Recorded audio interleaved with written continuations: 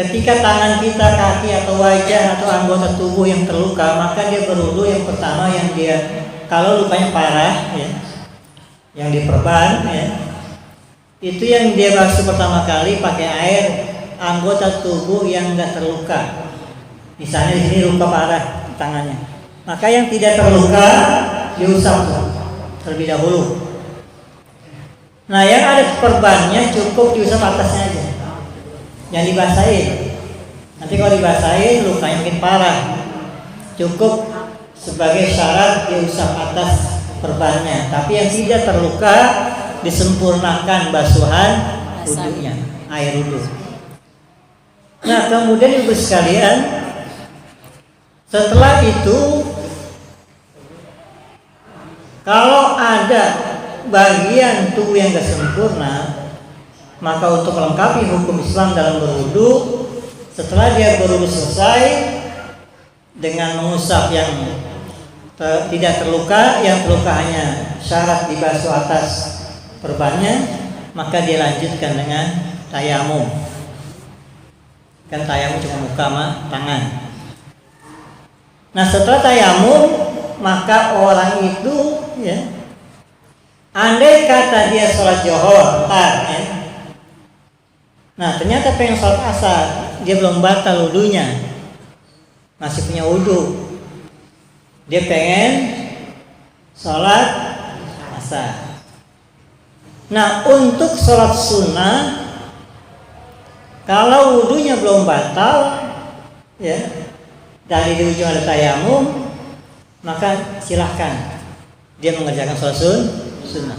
Karena fungsi tayamum hanya untuk satu yang wajib, satu sholat wajib. Tapi boleh beberapa sholat sunnah. Nah, berarti orang itu harus apa? Berwudu kalau dia batal. Tapi kalau nggak batal, cukup tayamum lagi. Ya.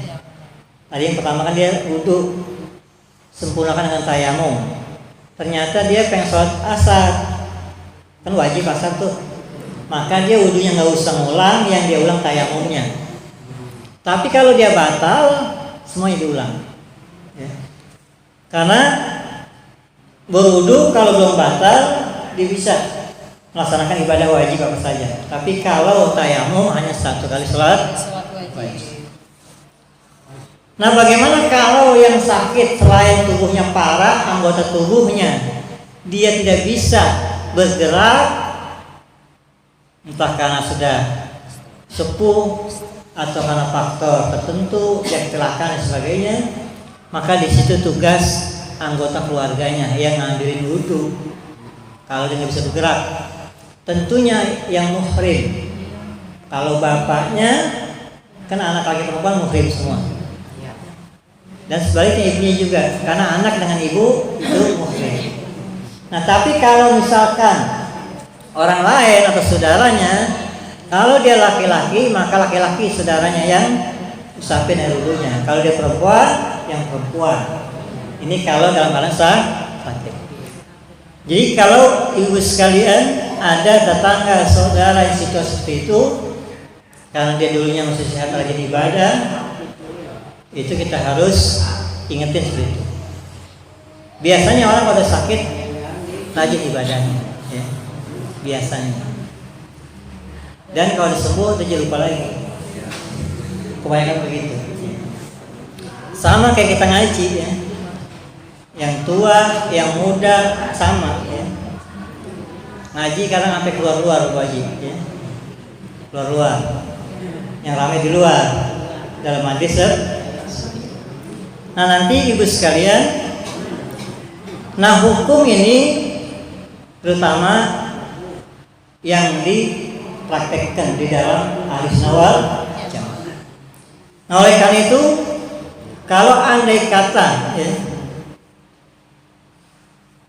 orang yang sakit, dia tidak sakitnya kalau kena air makin parah, maka dia nggak perlu berwudu, cukup bertayamum. Karena ada penyakit yang kalau kena air makin parah sakitnya.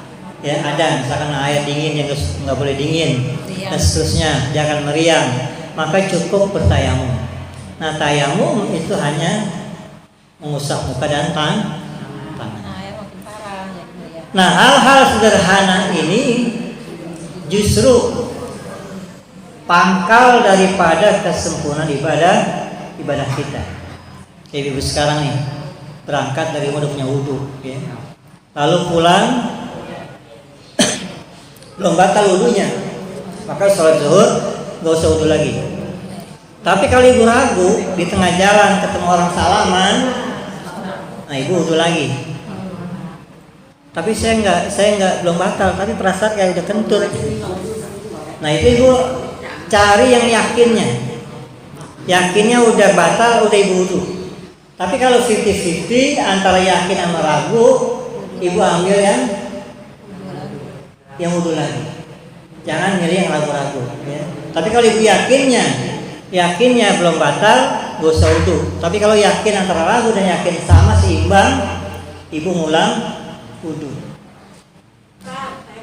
Ya silakan Bu. Silakan. Merindukan kasih sayang.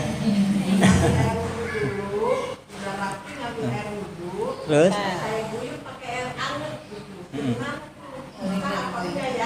Gak apa-apa ya. Jadi ibu udah wudhu ya. Udah wudhu terus. Supaya nggak meriah. Setelah wudhu ya. Nah kalau ibu sudah berwudhu ya, lalu tidak menyentuh anggota-anggota tubuh yang membatalkan wudhu, lalu empok guyur dengan air hangat, tujuannya supaya tubuhnya nggak sakit. Nah di situ empok harus pakai kain. Ya. Kalau empok nggak pakai kain, tetap sah wudhunya, tapi makruh. Karena ada aurat yang kelihatan, walaupun cuma kita yang lihat. Ya. Jadi etikanya setelah empok berwudu udah sempurna wudunya ya. Nah takut menggigil, kalau kedinginan, meriang, demam, diguyur pakai air hangat, nggak apa-apa, tetap wudunya sah. Tapi kalau itu bagusnya pakai kemben, ya. Pakai kain tutupin, jadi anggota tubuh kita yang aurat itu nggak kelihatan. Walaupun yang lihat cuma kita megayung doang. Ya. Jadi etika ya. Jadi tetap sah. Cuma makruh aja, ya. Etikanya makruh karena kelihatan aurat. Tapi kalau engkau misalkan tadi mengguyurnya sudah tadi berwudunya pakai baju atau mungkin menutupi aurat, itu sah, ya, sempurna. Andai kata ibu nggak pakai penutup aurat, nah tetap sah wudunya, cuma makruh saja karena terlihat auratnya. Jadi sah wudunya. Ya. Nah bagusnya mandi dulu air hangat ya. Nah mandi air hangat, ibu pakai kain yang hangat tuh, baju udah ini jadi enak hangat. Tapi kalau kita pakai air hangat, kita pengen menghindari tayamum ya. Jadi ibu bagusnya mandi air hangat, lalu udah pakai baju rapi, udah kira-kira nggak dingin, berwudu. Tapi kalau misalkan kau merasa menggigil habis mandi dan itu mungkin nambah menggigil, itu tayamum aja. Ya. Jadi wudunya sah ya, tetap wudunya sah, cuma makruh aja karena mungkin barangkali ada aurat yang terlihat, walaupun yang lihat cuma gayung doang ya, suaminya nggak ngeliat.